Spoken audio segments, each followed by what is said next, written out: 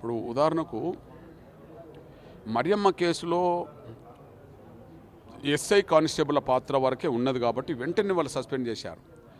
కానీ కర్ల రాజేష్ కేసు విషయంలో లోతుగా వెళ్తున్న కొద్దీ ఈ కేసులో డిఎస్పీ ఎస్పీ కూడా ఇన్వాల్వ్ అయినట్టుగా కనిపిస్తుంటుంది. కాబట్టి డిఎస్పీని ఎస్పీని కాపాడుకునే ప్రయత్నంలో వాళ్ళు ఉన్నారు, వాళ్ళని కాపాడే ప్రయత్నంలో రాజకీయ నాయకులు ఉన్నారు. కాబట్టి ఇది కొంత జాప్యం జరుగుతుంది. కానీ తప్పించుకోలేరు. ఎందుకు తప్పించుకోలేరంటే ఇప్పుడు కర్ల రాజేష్ లాకప్ డెత్ కేసు విషయంలో అక్రమ నిర్బంధం, చిత్రహింసలు అనే కేసులు ఎస్ఐ మీద ఉన్నాయి.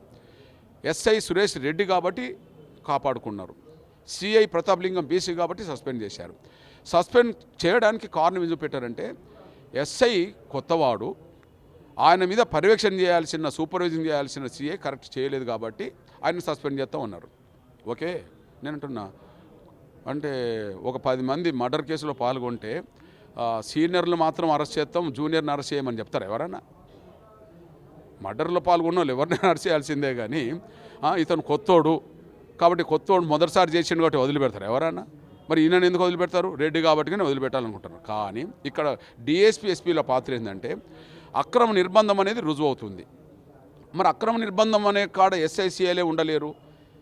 సూపర్వైజింగ్ వైఫల్యం సిఐది అయితే డిఎస్పీది కూడా వైఫల్యమే, డిఎస్పీది వైఫల్యం అయితే ఎస్పీది కూడా వైఫల్యమే. ఎట్లా వైఫల్యం? ప్రతిరోజు డిఎస్ఆర్ అంటుంది, డైలీ సిచ్యువేషన్ రిపోర్ట్. రోజు ఏ పోలీస్ స్టేషన్లో ఏ లాకప్లో అక్రమ నిర్బంధంలో ఎవరు ఉన్నారు అనే విషయం రోజు రిపోర్ట్ వస్తుంటుంది.